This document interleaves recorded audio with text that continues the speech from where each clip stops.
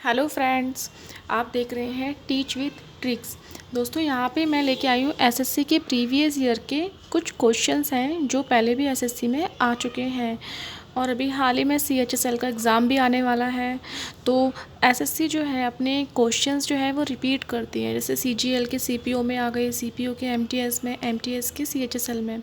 तो ये क्वेश्चन जो है एसएससी में आए हुए हैं, मैं आपको इनको सॉल्व करवाऊंगी, वो भी ट्रिक के माध्यम से। तो आप इनको ध्यान से देखिए, नोट कीजिए।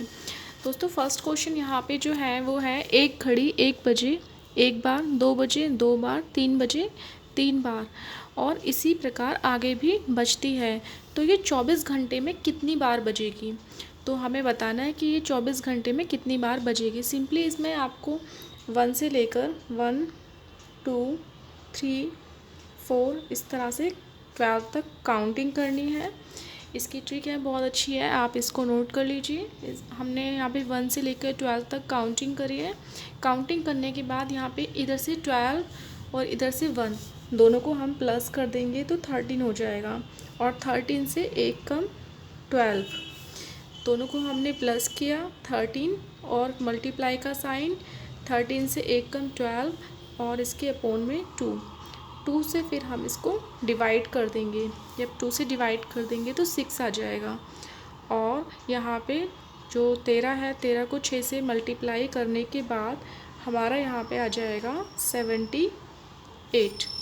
ठीक है फ्रेंड्स, यहाँ तक क्लियर हुआ, 78 आ गया। अब ये जो 78 आया, ये आया है 12 घंटों का। हाँ, जो घड़ी है वो 12 घंटों में 78 बार बजती है, और एक दिन में 24 घंटे होते हैं, और इसने भी 24 घंटे में कितनी बार बजेगी यह पूछा है। तो आप क्या करेंगे, इसमें जो 78 है, 78 से 2 को मल्टीप्लाई कर देंगे। जब आप 2 से मल्टीप्लाई कर देंगे तो ये आपका 156 आ जाएगा। मतलब ये घड़ी जो है वो 24 घंटों में 156 बार बजती है। ठीक है फ्रेंड्स, तो ये क्वेश्चन हो चुका है कंप्लीट। सेकंड क्वेश्चन करते हैं। यहाँ पे किसी त्रिकोण का क्षेत्रफल ज्ञात करना है हमें। ट्रायंगल है जिसका हमें क्षेत्रफल ज्ञात करना है, और जिसकी 2 पार्श्वों की माप एक 12 है और एक 16 है, तथा इसके अंतर्गत बना कोण 60 डिग्री है। तो हमें बताना है कि इसकी जो यहाँ पे क्षेत्रफल, इसका एरिया जो है वो हमें फाइंड करना है। सबसे पहले हम एक ट्रायंगल बना लेते हैं। ठीक है, ये हमने ट्रायंगल बना लिया। इसको ए बोलेंगे, इसको बी और इसको सी। हमने ए और बी ये 12 मान लिया, और बी से सी तक जो डिस्टेंस है वो हमने 16 मान लिया।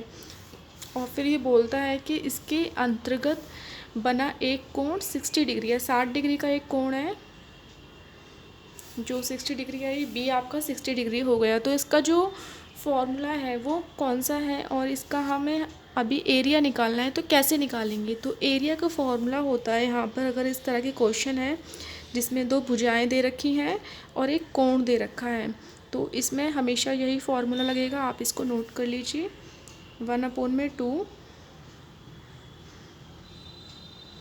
बेस, और ये इसकी हाइट इंटू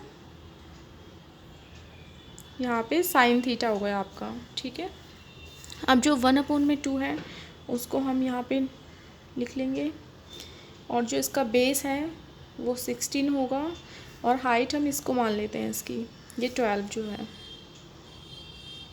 और साइन जो है, साइन थीटा जो है, थीटा की जगह जो वैल्यू यहाँ पे पुट होगी वो होगी 60 डिग्री की, और साइन 60 होता है √3/2। फ्रेंड्स, ट्रिग्नोमेट्री जब मैं आपको कराऊंगी तो वहाँ पे आपको सारे क्वेश्चंस ट्रिग्नोमेट्री की भी सॉल्व कराऊंगी, और इसके आपको बताऊंगी कि जो साइन 60, साइन 30 ये सब कहाँ से आते हैं। तो अभी फ़िलहाल हम ये क्वेश्चंस कर रहे हैं, तो यहीं पे ध्यान देते हैं। 2 से फिर इसको काट देंगे, हमने 2 से इसको काट दिया। काटने के बाद हमारा यहाँ पे आ जाएगा 96,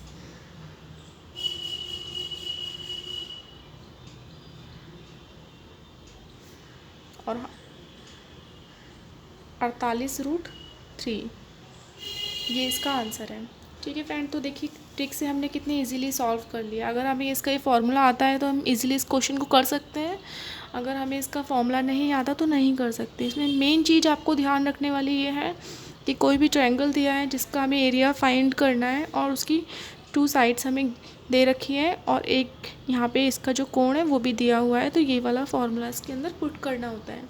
ठीक है, क्वेश्चन नंबर 3 करते हैं। यहाँ पर x की वैल्यू हमें बतानी है, तो x की वैल्यू यहाँ पे क्रॉस मल्टीप्लाई करनी है, सिंपली कुछ नहीं करना है, बहुत सिंपल क्वेश्चन है। x की x से मल्टीप्लाई करेंगे तो x स्क्वायर आ जाएगा,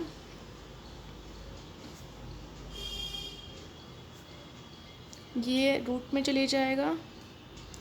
आप फिर स्क्वायर हटाने के लिए इसको सिंपल x कर देंगे और 144 12 का होता है। 144 का जो ये है किसका स्क्वायर है, ये 12 का स्क्वायर होता है 144, और 49 7 का स्क्वायर होता है। ठीक है, और इन दोनों की जब हम मल्टीप्लाई कर देंगे तो हमारा 108 आ जाएगा। ठीक है फ्रेंड्स, तो हमारा क्वेश्चन नंबर 3 भी हो चुका है। फ्रेंड्स, अभी मैं आपको नंबर सिस्टम करा रही हूँ, उसमें मैंने इकाई का मान कैसे ज्ञात करते हैं वो आपको समझाया था। यहाँ पे भी एक क्वेश्चन दिया हुआ है एसएससी में भी इस तरह का, जिसमें इकाई का मान हमें निकालना है।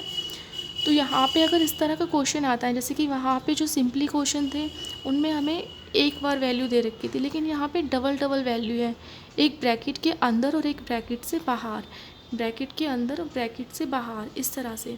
तो यहाँ पे इकाई का मान कैसे निकालते हैं, तो यहाँ पे जो इकाई का मान है ब्रैकेट के अंदर वाली वैल्यू का निकाला जाता है।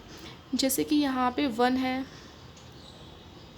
इनको हमें बिल्कुल भी नहीं छेड़ना है, जो ब्रैकेट से बाहर है सिर्फ इकाई का मान निकालने के लिए ब्रैकेट के अंदर वाली वैल्यू को ही मल्टीप्लाई करना है। यहाँ पे 1 है, 1 की मल्टीप्लाई जब हम 5 से करेंगे तो हमारा 5 आ जाएगा। ठीक है, 5 की मल्टीप्लाई हम 4 से करेंगे, क्योंकि मैंने आपको बताया था इकाई का मान किस तरह से निकलता है। अगर आपने मेरी पहली जो इससे पिछली वाली वीडियो नहीं देखी है तो उनमें आप सीख सकते हैं कि मैंने इकाई का मान किस तरह से निकालना सिखाया था। 5 की मल्टीप्लाई 4 से करेंगे 20 हो जाएगा, और 20 में जो ये 0 है यही इसका आंसर है। ठीक है, तो 0 जो है वो इकाई का मान है यहाँ पे। लास्ट क्वेश्चन है हमारा क्वेश्चन नंबर 5, जिसमें 3 क्रमागत संख्याओं का योग 252 है। सबसे बड़ी और सबसे छोटी का अंतर बताना है। इसमें सबसे छोटी और सबसे बड़ी दोनों का जो डिफरेंट होगा वो हमें बताना है। तो सबसे पहले तो हम संख्याएं मान लेते हैं, कौन कौन सी। मैं मान लेती हूँ, एक 2 मान लेती हूँ, एक 4 मान लेती हूँ और एक 6। ठीक है, 2 4 और 6, और हमें दिया है इनका योग, वो है 252, यानी कि ये 252, और हमारा जो योग है वो कौन कितना हो गया, इन सबको प्लस कर देंगे हम तो हमारा कितना आ जाएगा, 12 आ जाएगा। ठीक है, अब हमें देखना है 12 कितनी बार में कटता है। 12 को जब हम इसे काटेंगे तो ये 21 बार में कटेगा। ठीक है फ्रेंड्स, तो यहाँ पे जो ये 2 है ये हमारी पहली संख्या है, और ये 4 है ये दूसरी संख्या है, और 6 है ये तीसरी संख्या है। ठीक है, तो फर्स्ट, सेकंड और थर्ड। तो जब हम इस 21 की मल्टीप्लाई इससे करेंगे तो हमारी आ जाएगा यहाँ पे पहली संख्या। ठीक है, कर देते हैं 42, और जब 21 की मल्टीप्लाई 4 से करेंगे तो हमारा आ जाएगा ये, और 21 की मल्टीप्लाई इससे करेंगे 6 से तो 126 आ जाएगा। अगर इसने पूछा था कि सबसे छोटी और सबसे बड़ी का योग पूछेगा तो आप सबसे बड़ी जो है वो ये है 126, सबसे छोटी है 142, दोनों को जोड़ देंगे तो इसका योग आ जाएगा। ठीक है, अगर हम इन दोनों को जोड़ देते हैं तो इसका ये योग आ जाएगा, यहाँ पे जोड़ देते हैं। ठीक है, अगर इनमें से माइनस कर देंगे, पूछता है अंतर बताइए कि सबसे बड़ी और सबसे छोटी का अंतर बताइए, तो 126 में से 42 को माइनस कर देंगे तो हमारा 84 आ जाएगा, और यही इसका आंसर है। तो फ्रेंड्स, आपको ये वीडियो कैसी लगी, अगर अच्छी लगी तो लाइक कीजिए, चैनल को सब्सक्राइब कीजिए। Thank you.